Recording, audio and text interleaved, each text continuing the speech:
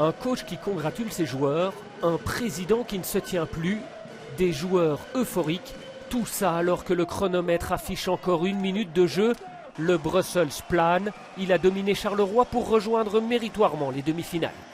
J'ai pas besoin de mots, il suffit de voir ce qui se passe ici. On donne du bonheur aux gens, c'est ça le sport, donner du bonheur aux gens, voilà, je suis très fier. Je suis tellement heureux de faire partie de cette équipe, je les aime, j'aime l'entraîneur, les fans sont géniaux, c'est une grande journée pour le basket bruxellois.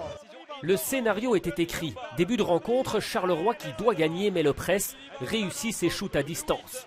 Gamble, de son côté, est impuissant sous l'anneau pendant 7 longues minutes.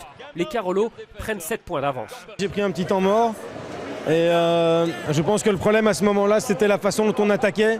Les prises de décision en attaque n'étaient pas les meilleures et ça permettait à Charleroi d'avoir du rythme, des shots ouverts en transition. Aujourd'hui, on a commencé le match, on était un peu emprunté et j'ai sonné l'alerte directement. J'ai crié dans tous les sens pendant 5 minutes, on a encaissé 17 points. À partir de ce moment-là, le Brussels maintient l'écart tout en le réduisant. Brandon Hubble met les hiboux aux commandes peu après le quart d'heure. Charleroi ne s'en remettra pas, notamment à cause de ce diable de Donald Sims. 26 points et élu meilleur joueur de la soirée. Hystérique, l'Américain.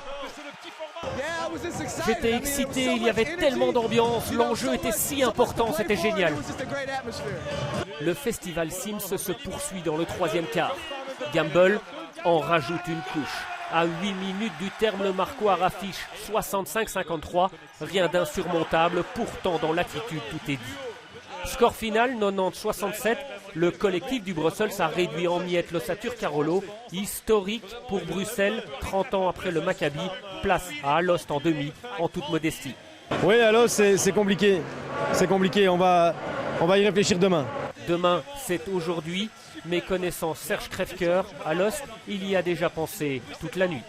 C'est la magie des playoffs, on le dit et on le répète souvent.